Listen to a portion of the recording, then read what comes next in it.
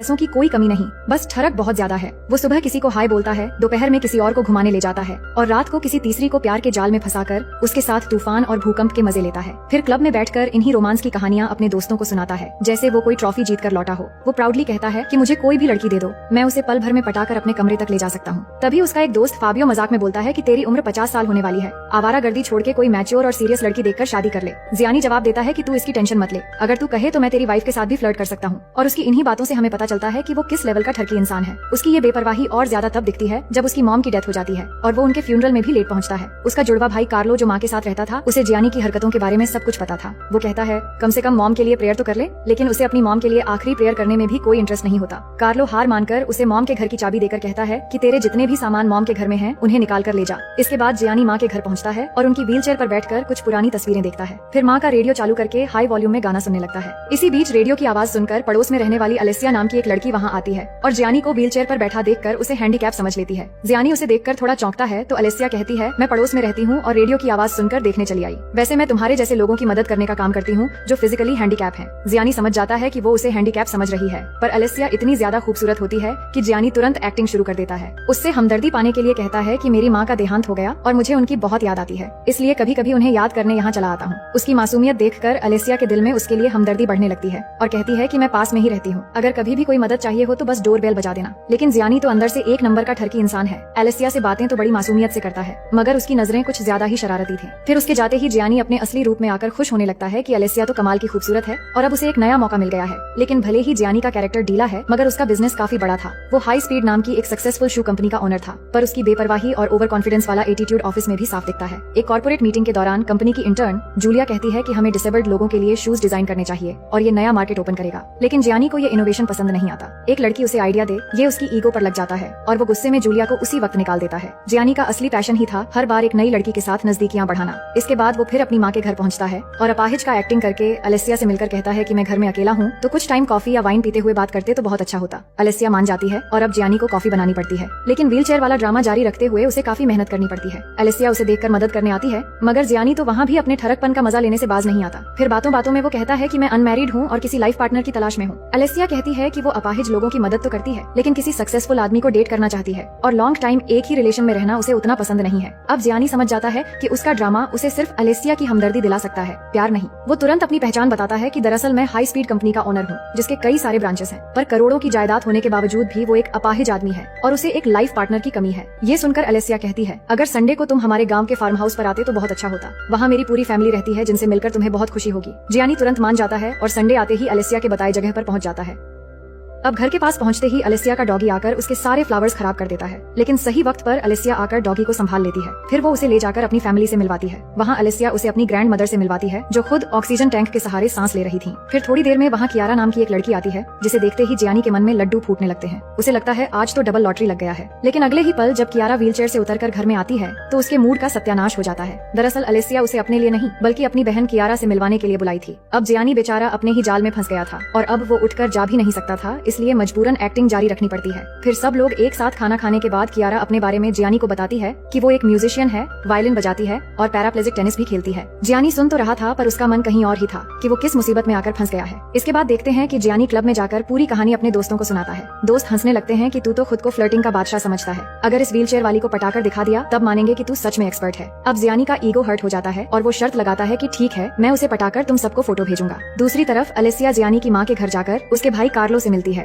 और कहती है कि आपका भाई बहुत ही अच्छा इंसान है, वो अपाहिज होने के बाद भी वो लोगों की कितनी मदद करता है। कार्लो जानता था कि जियानी हर बार कोई नया नाटक करता रहता है, इसलिए वो अलेसिया को सच नहीं बताता। फिर कुछ दिन बाद कियारा अचानक जियानी के ऑफिस पहुंच जाती है तो जियानी को तुरंत व्हीलचेयर वाला ड्रामा शुरू करना पड़ता है। कियारा कुछ समझ नहीं पाती और कहती है कि आज मेरा टेनिस मैच है, तुम देखने चलते तो मैं बहुत खुश होती। जियानी मान जाता है और व्हीलचेयर पर बैठकर वहाँ पहुँच जाता है। मैच शुरू होता है जिसमें कियारा का कॉन्फिडेंस और टैलेंट देखकर पहली बार जियानी के दिल में उसके लिए थोड़ा रिस्पेक्ट जागता है। वो सोच में पड़ जाता है कि ये लड़की तो सच में कमाल है, पर ये भी याद था कि दोस्तों से लगाई हुई शर्त उसे जीतनी है। फिर कुछ दिन बाद जियानी इटली के दूसरे शहर में जाता है। वहाँ एक बड़ा म्यूजिक कॉन्सर्ट शुरू होता है जहाँ कियारा अपने ग्रुप के साथ वायलिन बजा रही होती है। पूरे ऑडिटोरियम में बहुत सारे लोग होते हैं और परफॉर्मेंस खत्म होते ही लोग तालियां बजाने लगते हैं और हर कोई कियारा की परफॉर्मेंस की तारीफ करता है। फिर कॉन्सर्ट के बाद जियानी कियारा को एक रेस्टोरेंट में डिनर पर ले जाता है। वो सोच रहा था कि कियारा को सच बता देगा, लेकिन डर भी रहा था कि अगर उसने सच्चाई बता दी तो वो उसे छोड़ देगी, इसलिए वो फिलहाल चुप रहता है। अब डिनर के दौरान जियानी अपने व्हीलचेयर को सही से मैनेज नहीं कर पाता, जो देखकर कियारा को थोड़ा शक होता है, लेकिन फिर वो खुद को समझा लेती है क्योंकि अब वो सच में उसे पसंद करने लगी थी। उसे लगने लगा था कि अलेसिया ने उसे एक अच्छे लाइफ पार्टनर से मिलवा दिया है। फिर डिनर के बाद जब दोनों होटल के बाहर पहुंचते हैं तो जियानी मुस्कुराकर कहता है, क्या एक लास्ट ड्रिंक तुम्हारे रूम में हो जाए? कियारा थोड़ी देर सोचकर हाँ कर देती है। फिर रूम में पहुंचकर दोनों बातें करते हुए करीब आ जाते हैं और एक दूसरे को किस करने लगते हैं। कियारा के दिल में सच्चा प्यार था, लेकिन जियानी के लिए सब कुछ सिर्फ एक शर्त का हिस्सा था। और जब वो थोड़ा आगे बढ़ने की कोशिश करता है तो कियारा उसे ये कहकर रोक लेती है कि उसे कल सुबह जल्दी जागना है। अब जियानी का प्लान फेल हो जाता है और वो ठीक है कहकर चला जाता है। फिर हम अगले दिन का सीन देखते हैं, जहाँ जियानी अभी भी अपनी पुरानी आदतों से बाज नहीं आता। उसे जब भी मौका मिलता किसी और लड़की के साथ फ्लर्ट करने में देर नहीं करता। उधर कियारा जो इस रिश्ते को सच्चा मान चुकी थी, वो खुश होकर अपनी बहन अलेसिया का शुक्रिया अदा करती है और कहती है कि तुमने मुझे एक सच्चे साथी से मिलवा दिया है और जियानी बहुत अच्छा इंसान है। फिर अगले दिन जियानी कॉल करके कियारा को अपने मेंशन पर डिनर के लिए बुलाता है। कियारा खुश होकर एक खूबसूरत ड्रेस पहन के पहुंचती है और घर के इंटीरियर और लग्जरी लाइफस्टाइल देखकर उसकी आंखें चमक उठती हैं। अब डिनर के दौरान वो अपने पास्ट के बारे में बताती है कि जब मैं 16 साल की थी तब एक कार एक्सीडेंट में मेरे दोनों पैर बेकार हो गए, लेकिन उसी कार की सीट पर रखा मेरा वायलिन बिल्कुल सही था।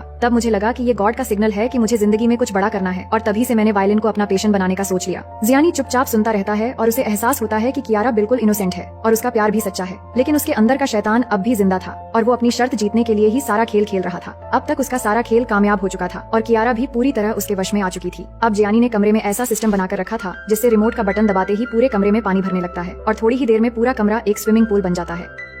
इसके बाद तैरते हुए दोनों धीरे धीरे एक दूसरे के करीब आ जाते हैं और फिर उनके होंठ आपस में मिल जाते हैं और इस तरह से जियानी अपने मिशन में कामयाब हो जाता है। उसके लिए ये कोई नई बात नहीं थी, लेकिन कियारा के लिए ये एक सच्चा एहसास था। थोड़ी देर बाद मौका मिलते ही जियानी कियारा के साथ एक रोमांटिक पिक्चर लेकर तुरंत अपने दोस्तों को भेज देता है। इसके बाद क्लब का सीन देखते हैं, जहाँ जियानी अपने दोस्तों के सामने खुद को फिर से फ्लर्टिंग एक्सपर्ट साबित कर देता है और ऐसे प्राउड फील करता है जैसे वर्ल्ड कप जीत आया हो। अब से वो कियारा के साथ बात करना भी बंद कर देता है, क्योंकि उसे जो चाहिए था वो मिल चुका था। अब उसका ध्यान अपने ही दोस्त फाबियो की वाइफ रगात्सा पर होता है और उसे भी अपनी बातों में फंसा लेता है। पर जब एक दिन गलती से रगात्सा के हाथ से वाइन का ग्लास टूट जाता है तो जियानी गुस्सा करके उसे घर से निकल जाने के लिए कहता है। अब वो फिर से अपनी हरकतों पर आ चुका था, लेकिन कहीं न कहीं उसे एहसास हो रहा था कि उसने झूठ बोलकर एक सच्चे दिल के साथ खिलवाड़ किया है। इसी के चलते एक दिन वो खुद कियारा को कॉल करता है और कहता है, मुझे तुमसे मिलकर कुछ बात करनी है। कियारा बिल्कुल नॉर्मल होकर बात करने के लिए उसे अपने घर बुला लेती है। वहाँ पहुँचने के बाद कियारा उसे देखकर मुस्कुराती है और फिर अपने वायलिन से एक प्यारी सी धुन बजाने लगती है। जियानी उसे देखता रहता है और अंदर ही अंदर गिल्ट महसूस करने लगता है। वो सोच रहा था कि इस बार सच बोल दे कि वो अपाहिज नहीं है, लेकिन डरता है कि कहीं कियारा उसे हमेशा के लिए छोड़ न दे। अब कियारा उसे अपना लाइफ पार्टनर मान चुकी थी और यहाँ उसे प्यार से किस भी करती है।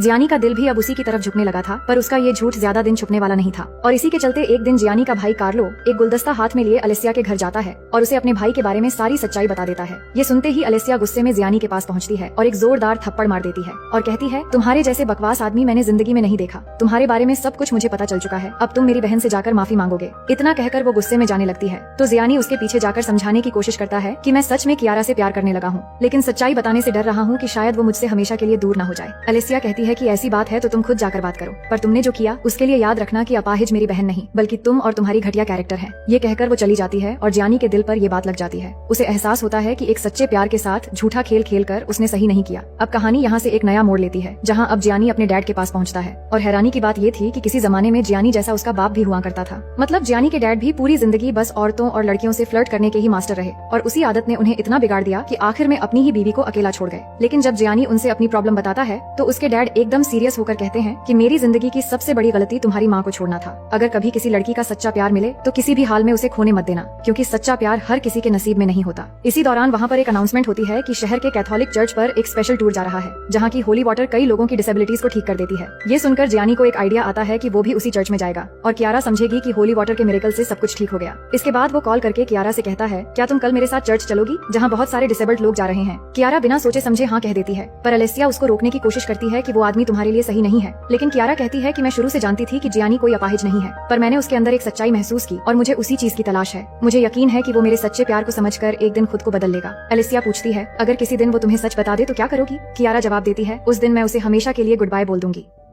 इसके बाद अगले दिन का सीन देखते हैं, जहां बस से सफर शुरू होता है और बहुत सारे डिसेबल्ड लोग इसमें शामिल होते हैं। हर किसी के दिल में एक ही उम्मीद होती है कि वहां जाते ही शायद मेरी तकलीफ चली जाएगी। जियानी भी सब देखता है और उसे एहसास होता है कि अपाहिज होने की एक्टिंग करके वो कितनों की भावनाओं के साथ खेल रहा है। इसके बाद जब सब लोग चर्च के सामने पहुंचते हैं तो चर्च के फादर जियानी की तरफ गौर से देखने लगते हैं और न जाने क्यों उसे अंदर बुलाते हैं। फिर अंदर जाते ही फादर कहते हैं, यहाँ मिरेकल तभी होता है जब गॉड खुद चाहते हैं। एक फादर होने के नाते मेरा कहना मानो और बिना उठे उसी व्हील चेयर में बाहर चले जाओ ताकि लोगों के विश्वास पर चोट न पहुँचे। जियानी भी वही करता है और चुपचाप बाहर निकल जाता है। लेकिन यहाँ किस्मत के पन्नों पर कुछ और ही लिखा था। थोड़ी देर बाद कियारा चर्च के बाहर सड़क पार कर रही होती है और तभी अचानक एक ट्रक तेजी से उसकी तरफ बढ़ता है। जियानी ये देखकर फौरन वहाँ जाकर कियारा को बचा लेता है। अब कियारा हैरान होती है कि वाह, तुम्हारे साथ तो सच में मिरेकल हो गया। लेकिन अगले ही पल उसकी आंखों में आंसू आ जाते हैं, क्योंकि अब सब कुछ सामने आ गया था कि जियानी का एक एक किरदार झूठा था। फिर वो टूटे दिल के साथ बस में बैठकर बाकी लोगों के साथ निकल जाती है और जियानी एक गुनहगार इंसान की तरह बस देखता रह जाता है। वो किसी तरह वापस तो लौट आता है, लेकिन इसके बाद से उसकी जिंदगी बिखरने लगती है। उसका दोस्त फाबियो उस पर बहुत गुस्सा करता है, क्योंकि उसे सच्चाई पता चल चुकी थी कि जियानी उसकी वाइफ के साथ भी गलत हरकतें कर चुका है और बाकी दोस्त भी उससे बहुत नाराज होते हैं। अब जियानी बिल्कुल अकेला पड़ जाता है और इसी दौरान शायद उसके अंदर की इंसानियत लौट रही थी। वो अपनी माँ की कब्र पर जाता है और अपने दिल की हालत बताते हुए बहुत दुखी होता है। फिर ऑफिस जाकर अपनी असिस्टेंट को कहता है, जूलिया नाम की उस इंटर्न को वापस बुला लो जो स्पेशली एबल्ड लोगों के लिए शूज बनाना चाहती थी। और फिर वो उसी जूलिया को कंपनी की प्रोडक्ट मैनेजर बना देता है और फिजिकली हैंडीकैप लोगों के लिए स्पेशल शूज लॉन्च करवाता है। इसके बाद वो माफी की उम्मीद लेकर कियारा के पास जाता है, जो अब भी बसों से मिरेकल टूर पर थी। वो बस में चढ़ता है और कियारा से माफी मांगने लगता है, लेकिन कियारा जवाब देती है कि तुम चाहे मुझे अपाहिज कहो या बीमार कहो, मुझे कोई फर्क नहीं पड़ता। मैं जैसे भी हूँ खुद के लिए काफी हूँ और मेरी जिंदगी में तुम्हारे जैसे बनावटी इंसान की कोई जरूरत नहीं है। ये सुनकर जियानी चुपचाप वहाँ से चला आता है, क्योंकि अब सब कुछ खत्म हो चुका था। अब उसे खुद से ही नफरत होने लगी थी और हर वक्त उसे बस कियारा की यादें आती थीं। फिर एक दिन जॉगिंग करते हुए अचानक वो थककर घुटनों के बल गिर जाता है और उसकी सांसें फूलने लगती हैं। तभी उसके सामने कियारा आती है और मुस्कुराते हुए अपना हाथ बढ़ाकर उसे उठाने में मदद करती है। उस पल जियानी समझ जाता है कि इंसान की जिंदगी में एक सच्चे प्यार और इमोशंस का एहसास होना कितना जरूरी है और ये उसके लिए एक इम्तिहान था, जिससे अब वो खुद को एक जिंदा दिल और सच्चा इंसान महसूस कर पा रहा था। अब जियानी और कियारा एक दूसरे के लिए परफेक्ट और सच्चे साथी बन जाते हैं, क्योंकि सच्ची मोहब्बत ने एक स्वार्थी आदमी को अब एक सही इंसान बना दिया था। अब कहानी के आखिर में हम देखते हैं कि जियानी और कियारा शादी करने वाले हैं और खुशी के मारे जियानी कियारा को अपनी बाहों में उठाकर डांस करने लगता है और इसी सीन के साथ ये कहानी यहीं पर खत्म हो जाती है।